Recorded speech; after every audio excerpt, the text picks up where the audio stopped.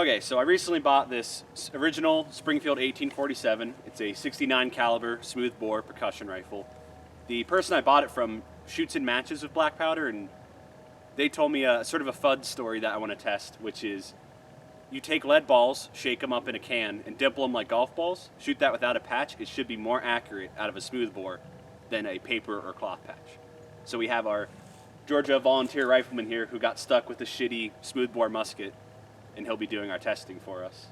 So for the firing procedure, we're going to be doing 5 rounds on each target. We're going to be using 55 grains of Go X3F powder, loose on the dimpled balls, and then we're going to use infield style cartridges with the proper loading procedure on this target over here on our left when we're at the firing position. Yeah. Now the other thing is, there's no rear sight on this, so we're just going to line up the best we can, and we're going to do standing at 50 paces.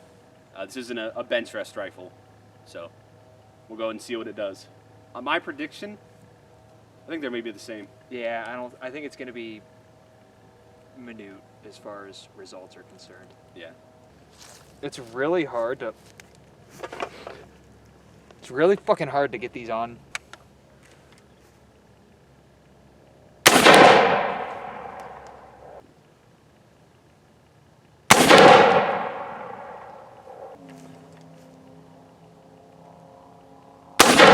Just low.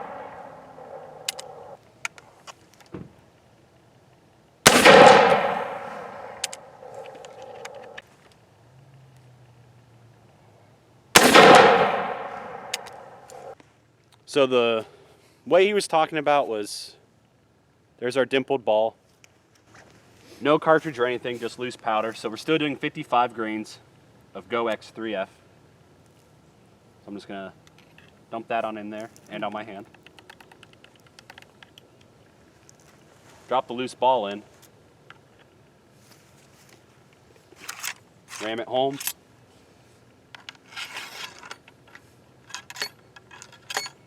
I'm afraid of it being a little bit too loose, but since we're on level ground, it should be fine. We'll see how it performs. Yikes. The fuck was that? Piece of cat, probably. Maybe. Oh, those are... Oh, that got me right under the fingernail. Oh, God. Hell yeah.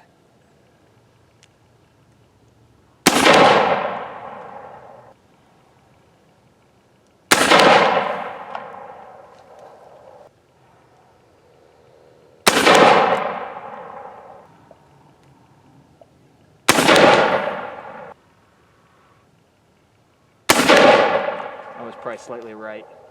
Okay, so between groupings, we did not check the targets, so we didn't have any bias. What we have over here is 2 hits, and this right here is an earlier sort of cider one we did, so ignore that. 2 hits down there, the rest of them, don't know where they went. Probably not high, definitely not low, so probably left and right.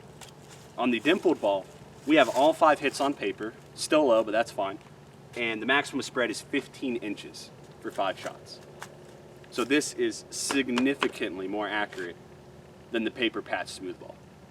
So what we'll try next is probably a dimpled ball in the Enfield cartridge. See if maybe the patching material might mess up our accuracy. The other thing I want to try is the Confederates switched to a sort of conical, not quite a Manet ball, but like a conical Butt plug.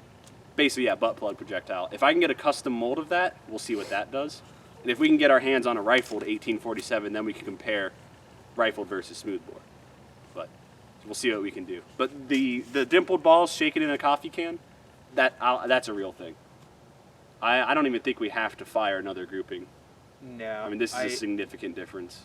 Yeah, and I took my time on the first one, I think more than I took my time on that. Yeah. To be brutally honest. Yeah, big difference. The FUD was right for once. Yeah, that's surprising.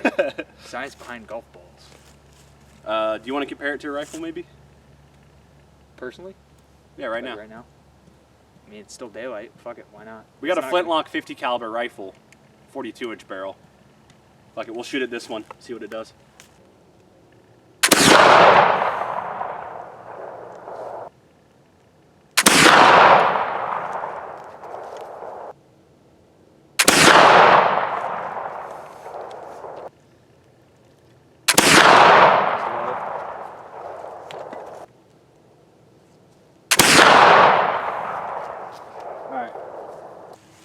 Okay, we went ahead and fired a quick 5 rounds through the 50 caliber Pedersoli Frontier rifle.